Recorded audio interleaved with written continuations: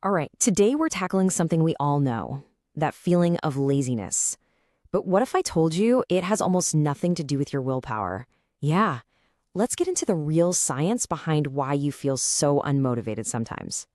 You know the drill, right? Wake up at 5 a.m., grind on the weekends, just work harder. But what if the reason you're struggling isn't about your effort at all? What if it's all about how your brain is actually wired? So let's get right to it. Are you actually lazy, or could it be something more? Like a brain disease?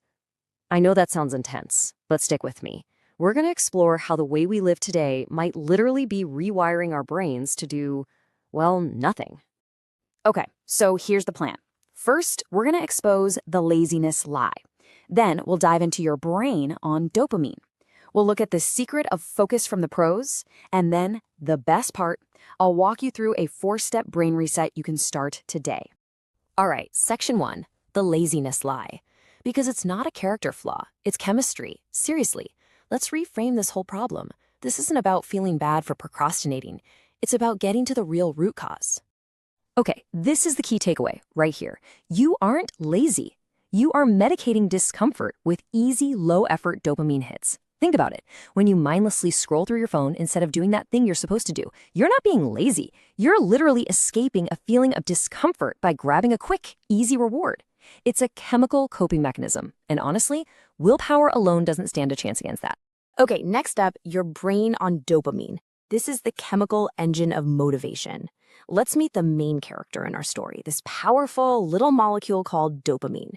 It is quite literally the engine that drives almost everything you do.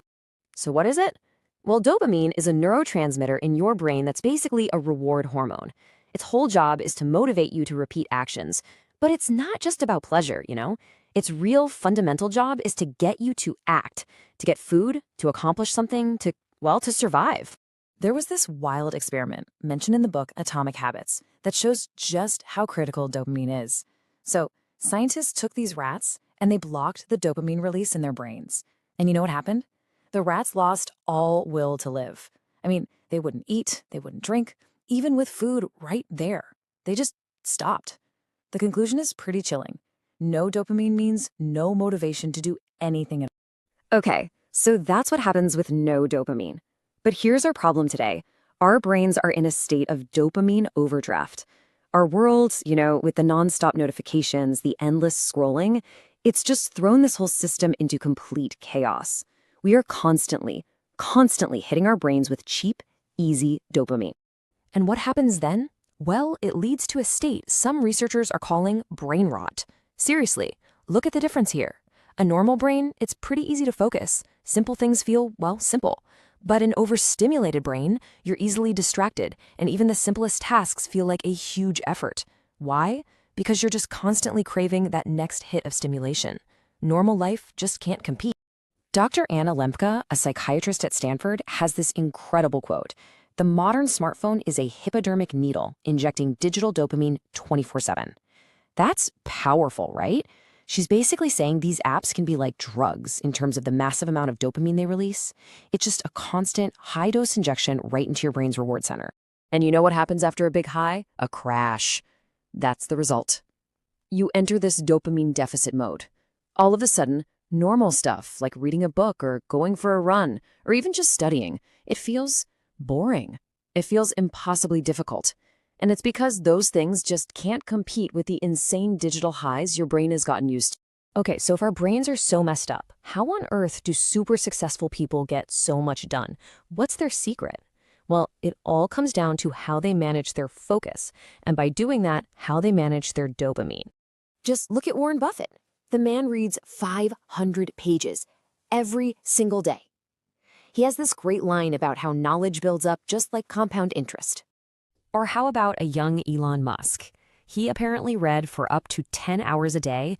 That's how he taught himself rocket science, just by reading books. So what's the one thing they all have in common? It's not just about working hard.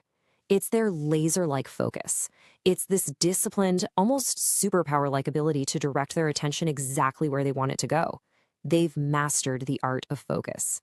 Okay, so the good news is you can totally retrain your brain. It's not a lost cause.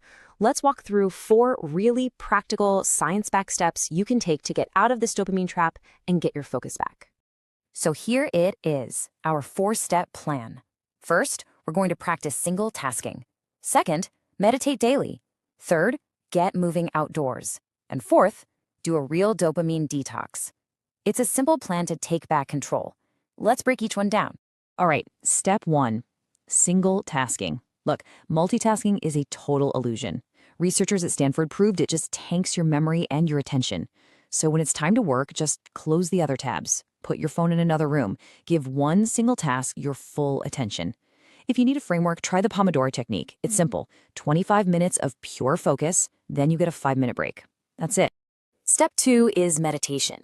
And no, this isn't just some fluffy wellness trend. This is science. Stanford research shows that meditating, even for just a few minutes a day, can actually boost dopamine, serotonin, and all those other helpful chemicals in your brain. It helps reduce stress and lets you tap into a state of deep focus. It's a game changer. Okay, step 3, get moving, preferably outdoors.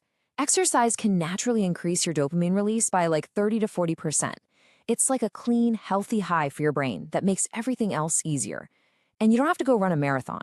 We're talking running, cycling, yoga, even just a walk outside. There's even evidence that things like farming or drawing helped people recover their brains. Just find something you like and do it. And finally, step 4, the big one, a dopamine detox. This means taking at least one day or even just an afternoon completely off from your phone and social media. Let your brain's reward system just reset. A really practical tip from Atomic Habits is to make your bad habits harder. So if you want to watch less TV, literally take the batteries out of the remote. It adds a little bit of friction, and sometimes that's all you need. So there you have it. You know the science now. You have the 4-step plan. The only real question is, what are you going to do about it? Not tomorrow, not later today. I'm talking about in the next 5 minutes. Which one of these steps are you going to take right now to start getting your brain back?